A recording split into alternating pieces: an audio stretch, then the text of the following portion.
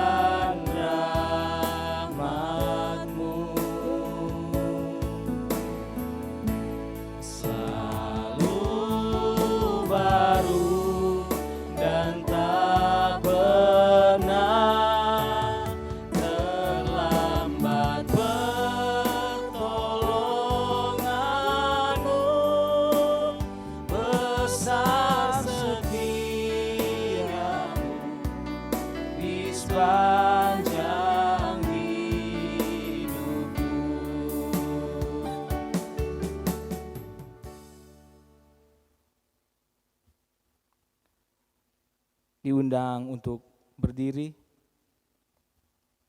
Sebelum kita melanjutkan ibadah kita pada malam hari ini, mari kita memohon tuntunan Tuhan, mari kita bersatu di dalam doa. Tuhan Allah yang berkuasa atas segala kehidupan kami, atas segala yang terjadi dalam kehidupan kami. Terima kasih banyak atas waktu-Mu, terima kasih banyak atas kesempatan yang telah Engkau hadirkan dalam kehidupan kami. Terima kasih untuk nafas kehidupan, terima kasih untuk segala berkat yang kami rasakan, baik yang kami ketahui ataupun yang tidak kami ketahui yang Engkau telah berikan kepada kami. Pada saat ini Tuhan, untuk mensyukuri segala berkat yang Engkau berikan dalam kehidupan kami akan beribadah, memuji dan memuliakan nama-Mu. Biarlah ibadah kami, persekutuan kami pada malam hari ini dapat berjalan sesuai dengan kehendak-Mu saja. Dan ibadah pada malam hari ini kami hanya mau buka di dalam nama Bapa, Putra, dan Roh Kudus. Amin. Disilakan duduk. Kita angkat satu pujian doa kami.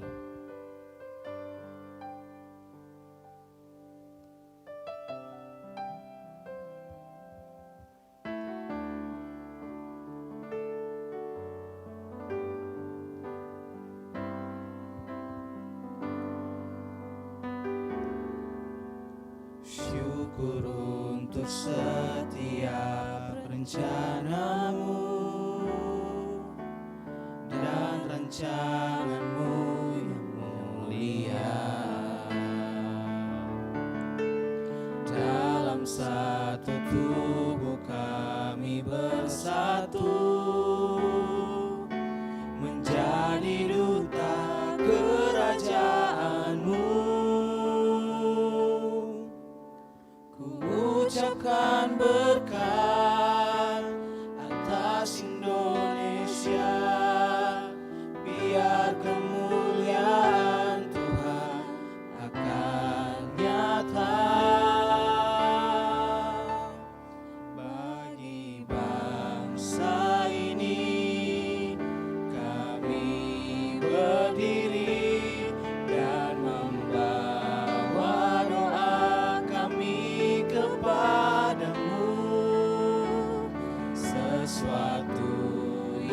besar pasti terjadi dan mengubahkan negeri kami.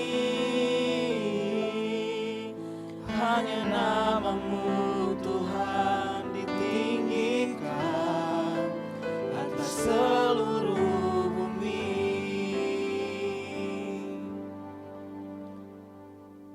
Teman-teman yang dikasihi oleh Tuhan Yesus Kristus, pada saat ini kita akan membaca dan merenungkan firman Tuhan secara bersama-sama. Untuk itu, sebelum kita membaca dan merenungkan firman Tuhan, kita memohon tuntunan Tuhan. Kita berdoa. Tuhan Yesus, kembali lagi kami menghadap hadirat-Mu yang suci dan kudus, karena merasalah kami akan begitu besar cinta, kasih dan pengorbanan-Mu yang Kau telah berikan kepada kami. Pada saat ini Tuhan, kami akan membaca, merenungkan sebagian dari sabda firman-Mu. Biarlah Tuhan Engkau mengampuni segala dosa kami, segala kesalahan kami, agar supaya di saat kami membaca dan merenungkan, kami sudah berada dalam hati yang kudus, sehingga apa yang kami dapat dalam firman Tuhan sebentar dapat kami praktekkan, dapat kami jalankan dalam kehidupan kami. Engkau berkati juga pembawa firman pada malam hari ini, biarlah dia dapat berkata-kata hanya oleh berkat Roh Kudus-Mu saja. Amin. Pembacaan Alkitab kita pada saat ini terdapat di dalam 1 Samuel 16 ayatnya yang ke-11. Sekali lagi 1 Samuel 16 ayatnya yang ke-11. Saya akan membacakannya untuk teman-teman sekalian. 1 Samuel 16 ayat 11. Lalu Samuel berkata kepada Isai, "Inikah anakmu semuanya?" Jawabnya, "Masih tinggal yang bungsu, tetapi sedang mengembalakan kambing domba." Kata Samuel kepada Isai, "Suruhlah memanggil dia, sebab kita tidak akan duduk makan sebelum ia datang kemari." Demikianlah pembacaan Alkitab pada saat ini. Shalom. Teman-teman pemuda dan remaja Jemaat Gemim Nazaret Al-Quran yang dikasihi dalam Tuhan Yesus Kristus. Judul perenungan kita pada saat ini adalah berharga di mata Tuhan. Teman-teman pemuda dan remaja, pernahkah teman-teman berpikir bahwa Tuhan bisa memakai kehidupan kita dan membuat kehidupan kita jauh lebih besar dari apa yang sanggup kita bayangkan? Keadaan, musuh, ataupun orang tua kita tidak bisa menentukan apa yang akan kita lakukan dalam kehidupan kita. Keadaan atau perlakuan orang lain terhadap kita tidak bisa menentukan masa depan kita.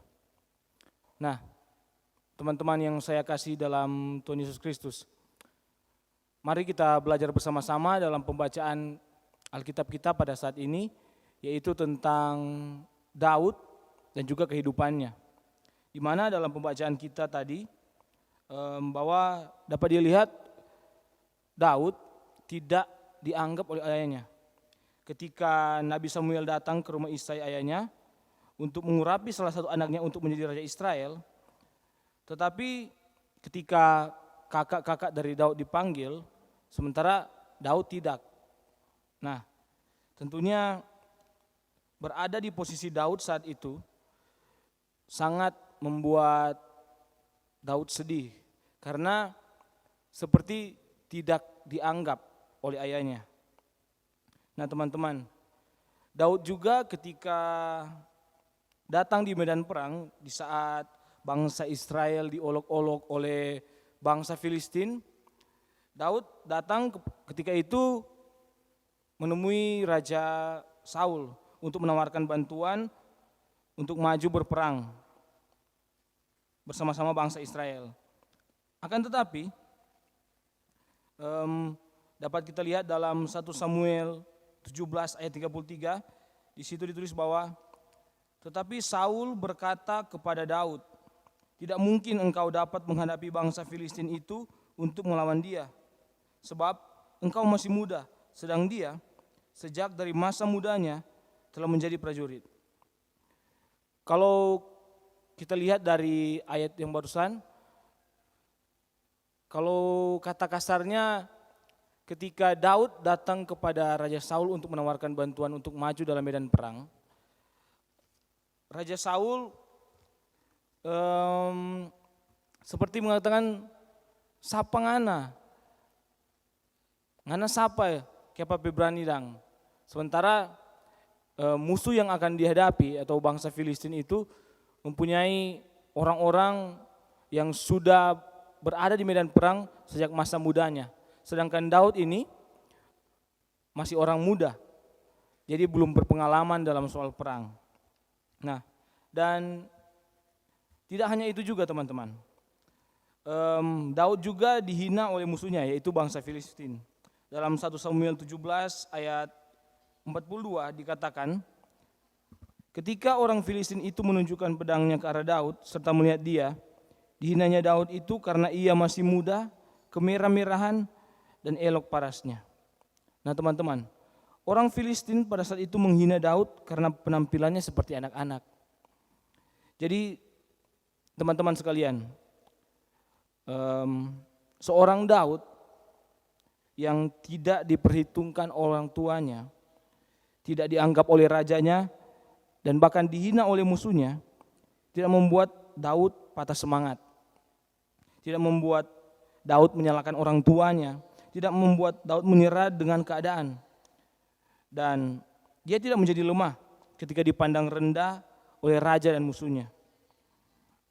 Nah teman-teman, dalam 1 Samuel 17 ayatnya yang ke-37 ditulis bahwa Daud berkata, Tuhan yang melepaskan aku dari cakar singa dan dari cakar beruang, dia juga akan melepaskan aku dari tangan orang Filistin itu. Kata Saul kepada Daud, pergilah, Tuhan besertamu. Nah teman-teman, kita bisa melihat bahwa Daud memiliki iman yang kokoh dalam menghadapi masalah dan keyakinan atas kemauan Tuhan. Teman-teman, ketika Daud bergumul menghadapi masalah sendirian, selama dia mengembalakan kambing dombanya, Daud betul-betul mengerti berkat Tuhan dalam kehidupannya. Karena justru dalam pergumulan hidupnya, Daud melihat pertolongan Tuhan itu nyata. Dan itu yang membuat iman Daud bertumbuh. Dan juga dia atau Daud itu bisa bergaul dekat dengan Tuhan. Nah, teman-teman, Daud tidak bisa mengandalkan siapapun dalam kehidupannya waktu itu, karena pada saat itu orang tuanya tidak memperhitungkan dia, dan di dalam pun kesendiriannya Daud menghadapi pergumulan itu yang membuat dia terlatih untuk selalu mengandalkan Tuhan, selalu belajar dalam setiap masalah untuk tidak gentar dan selalu mengutamakan Tuhan dalam kehidupan dia. Nah teman-teman, dalam Mazmur 144 ayat 1, Daud berkata itu, terpujilah Tuhan gunung batuku yang mengajar tanganku untuk bertempur dan jari-jariku untuk berperang. Daud itu adalah tipikal orang yang tidak bisa lari dari permasalahannya. Jadi Daud adalah orang yang percaya dan selalu menghadapi permasalahannya berdasarkan atas perintah Tuhan. Nah, tahukah teman-teman bahwa semakin banyak masalah yang kita hadapi atau yang kita selesaikan, dan semakin besar musuh yang bisa kita kalahkan, berarti kita semakin cakap untuk menghadapi persoalan. Banyak dari kita menghadapi masalah kita sangat mudah menyerah, sangat mudah untuk tidak berjuang sebelum melakukan segala sesuatu. Nah teman-teman, mari kita belajar sama-sama dari Daud. Keadaan, perlakuan orang-orang terhadap dia, bahkan orang tuanya sendiri, tidak membuat Daud lemah dan putus asa dalam menjalani kehidupan. Justru Daud bangkit dan menaruh kepercayaannya kepada Tuhan. Nah, teman-teman sekalian, kita tidak bisa memilih siapa orang tua kita. Kita tidak bisa mengendalikan bagaimana orang memperlakukan kehidupan kita atau bersikap kepada kita. Dan juga kita tidak bisa menghentikan badai kehidupan yang menerpa kehidupan kita. Tetapi reaksi kita terhadap apa yang terjadi dalam hidup kita menentukan apa yang akan datang kemudian. Jadi teman-teman, ketika kita menghadapi suatu permasalahan atau persoalan dalam kehidupan kita, yang harus kita nomor satukan itu adalah berseru kepada Bapa. Jangan datang kepada manusia, jangan mencari tempat pelarian ataupun tempat curhat, karena belum tentu mereka dapat mengerti dan belum tentu juga mereka peduli dengan kehidupan kita. Nah, dalam 1 Korintus 2 ayat 5 berkata, supaya iman kamu jangan bergantung pada hikmat manusia, tetapi pada kekuatan Allah. Nah, teman-teman, berserulah kepada Tuhan, bukan kepada manusia. Ketika kita menghadapi badai dalam hidup ini, mari orang belajar mengandalkan Tuhan yang adalah sumber hikmat dan bergantung kepada kekuatan Allah yang agar supaya hikmat yang diberikan Tuhan kepada kita akan nyata dalam kehidupan kita. Nah teman-teman, proses hidup yang Tuhan janjikan atau Tuhan izinkan terjadi dalam kehidupan kita adalah cara Tuhan untuk mempersiapkan kita untuk tujuannya yang besar. Nah, tentunya dalam menghadapi proses itu, kita harus bekerja keras dan berjuang dalam menghadapi pergumulan hidup, karena masalah akan selalu ada dan lebih besar setiap kali kita menyelesaikan masalah yang sudah ada.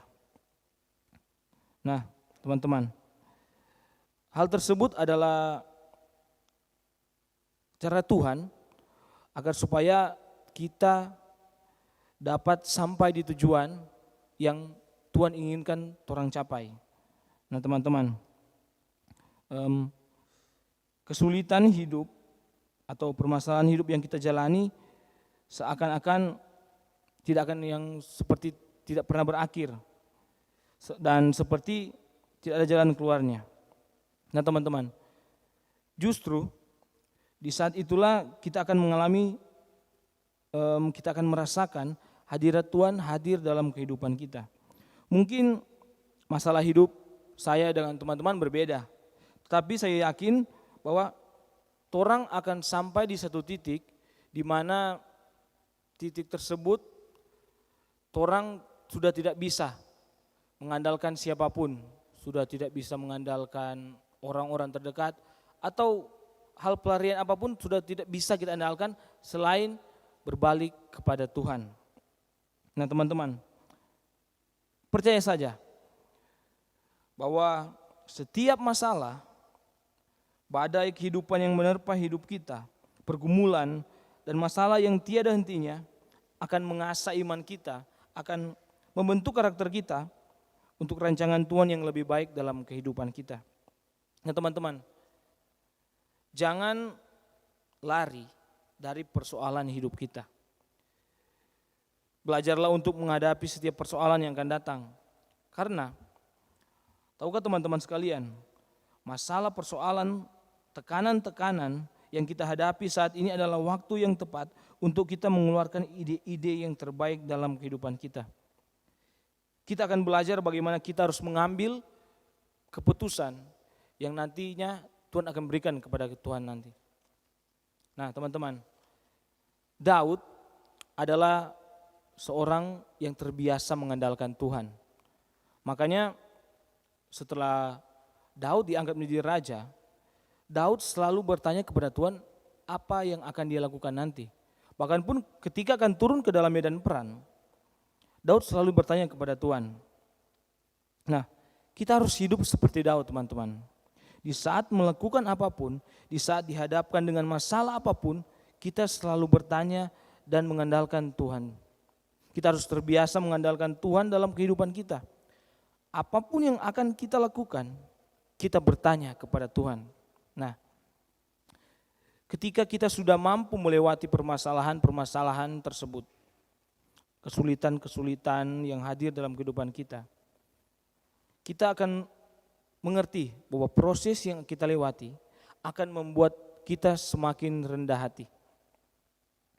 Karena orang pasti akan tahu ketika orang mengandalkan Tuhan dalam kehidupan kita untuk menghadapi segala permasalahan, orang akan tahu bahwa permasalahan itu selesai karena berkat campur tangan Tuhan. Jadi kita akan menjadi sosok yang rendah hati karena setiap masalah kita selesai, kita selalu mengingat bahwa Tuhan selalu campur tangan dalam permasalahan kita.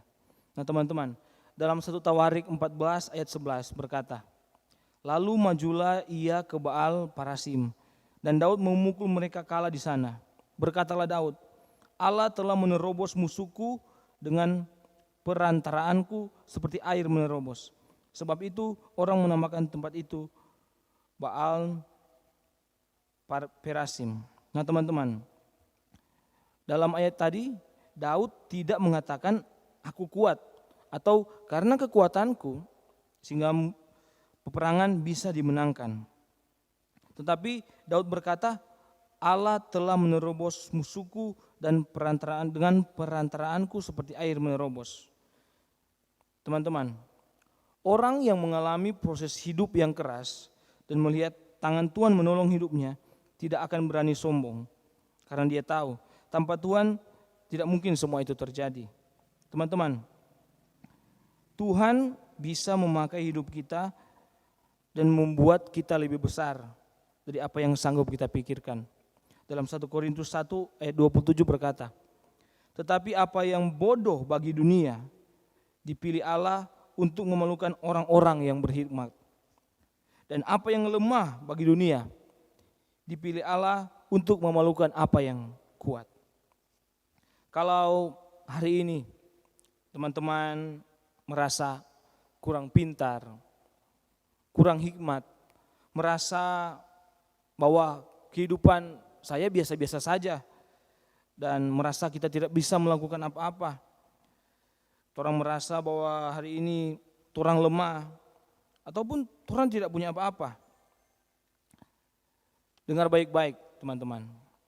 Tuhan itu senang memakai orang yang lemah bagi dunia.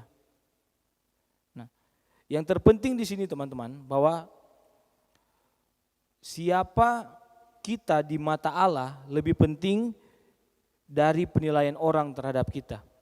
Sekali lagi teman-teman, ketika kita merasa lemah, ketika kita merasa tidak ada gunanya dalam kehidupan kita, ingat, siapa kita di mata Allah lebih penting dari penilaian orang terhadap kita.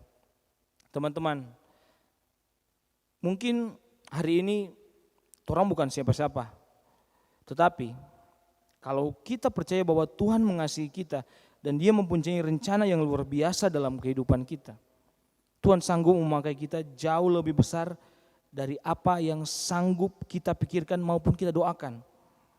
Bersama Tuhan, pasti kita bisa. Jangan pernah kita menyalahkan orang lain atau keadaan kita saat ini, ataupun setiap masalah yang dihadirkan oleh Tuhan untuk menyalahkan kehidupan kita. Daud tidak menyalahkan orang tua atau siapapun dalam kehidupannya. Daud selalu fokus apa yang harus dikerjakan. Dia mau melakukan yang terbaik yang dia bisa. Dan kita bisa lihat, Daud justru mengalami proses hadirnya hadirat Tuhan dalam kehidupannya ketika dia dalam masa kesendiriannya menghadapi permasalahan-permasalahan dalam kehidupannya. Nah teman-teman, bersyukurlah untuk segala sesuatu yang terjadi dalam kehidupan kita. Tidak ada yang kebetulan terjadi. Tuhan izinkan terjadi agar supaya kita sendirian dengan Tuhan dan iman kita bertumbuh karena kita mengalami hadirat Tuhan dalam kehidupan kita. Jangan pernah menyerah dengan keadaan, meskipun seperti keadaan itu tidak mungkin untuk diselesaikan. Belajarlah bertanggung jawab atas hidupmu sendiri. Jangan kita menyalahkan orang lain. Jangan menyerah. Hidup memang tidak mudah. Jadi bangkitlah dan hadapilah itu. Jangan kita lari dari masalah, tetapi kita harus kembali kepada Tuhan. Karena tempat cerita yang paling nyaman dan baik adalah bersama dengan Tuhan. Marilah kita pemuda dan remaja Jemaat Gemim Nasaret Talikuran, jangan menyerah sama keadaan. Datang pada Tuhan, minta hikmat pada Tuhan. Di masa sekarang ini, di mana kita seperti terjepit karena masa pandemi yang belum berakhir. Dan semestinya lewat permasalahan yang Tuhan hadirkan ini, saya percaya Tuhan ingin membuat kita lebih dekat dalam hadiratnya dan selalu mengandalkan Tuhan. Ketika permasalahan dihadirkan dalam kehidupan kita, dan juga Tuhan ingin kita dapat tahu mengambil sikap dalam mengantisipasi masalah-masalah yang akan datang. Dan terakhir dari saya teman-teman, dalam menghadapi masa pandemi ini, jangan lupa ikuti anjuran pemerintah, jangan lupa cuci tangan, jangan lupa pakai masker, dan yang terpenting, jangan lupa jaga jarak, karena yang dekat belum tentu menetap, dan yang menetap belum tentu jadian. Terima kasih. Amin. Marilah kita memberikan persembahan, kita menyanyi bersama-sama, hai seluruh umat Tuhan.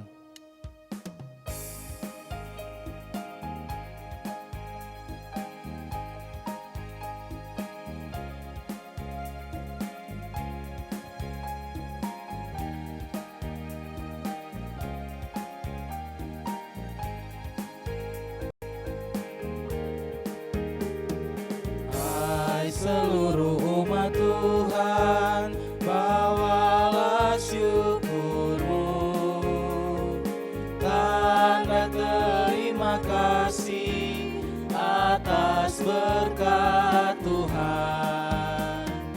Persembahanmu itu akan diberkati. Bersyukurlah selalu atas berkat Tuhan.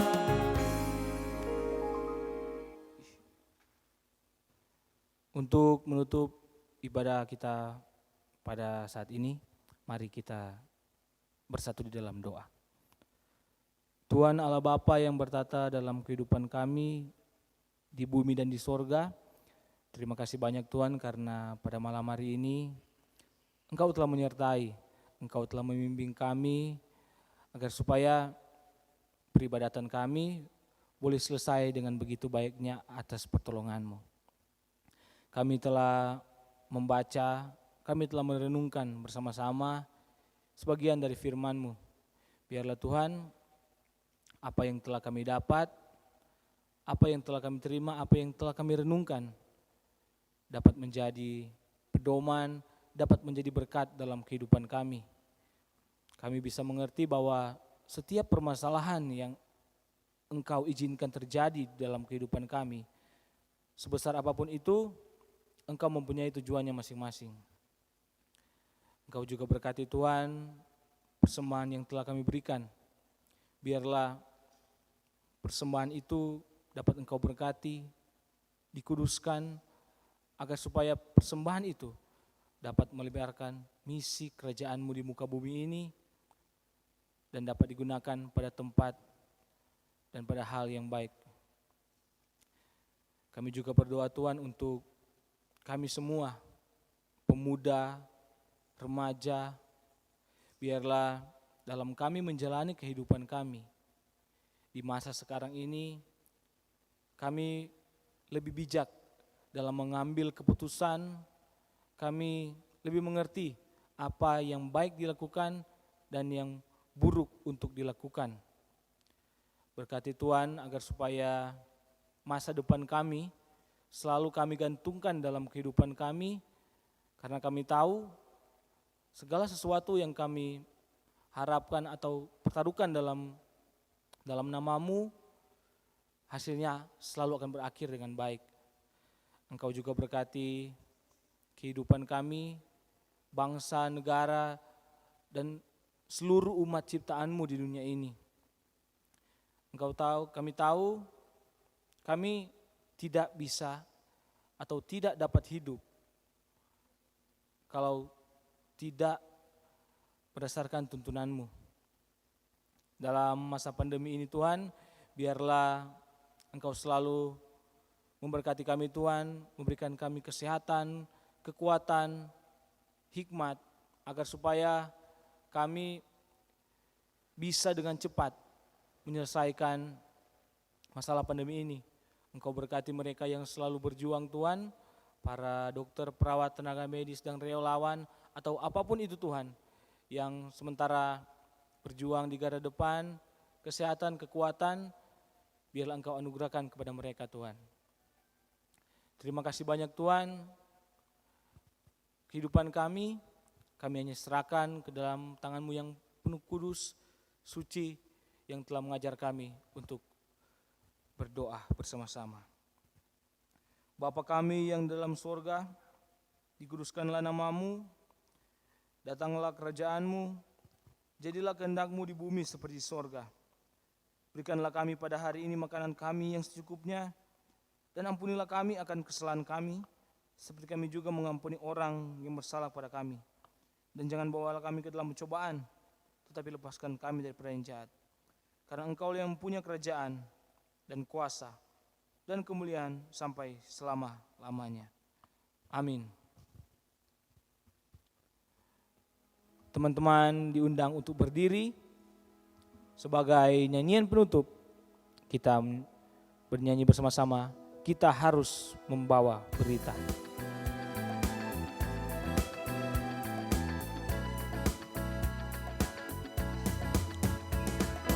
Kita harus membawa berita dalam dunia dalam gelap, tentang kebenaran dan kasih dan damai yang menetap, dan damai yang menetap. Karena gelap jadi remang pagi dan remang jadi siang terang, kuasa Kristus kan nyata, ramani dan cemerlang. Kita menerima berkat Tuhan. Kasih karunia Tuhan Yesus Kristus, kasih Allah, dan perantaraan Roh Kudus menyertai saudara-saudara sekalian.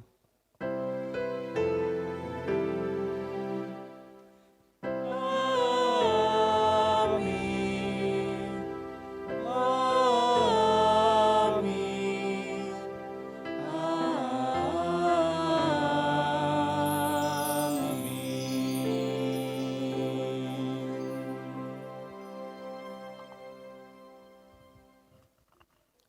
Demikianlah ibadah pemuda remaja kita pada saat ini.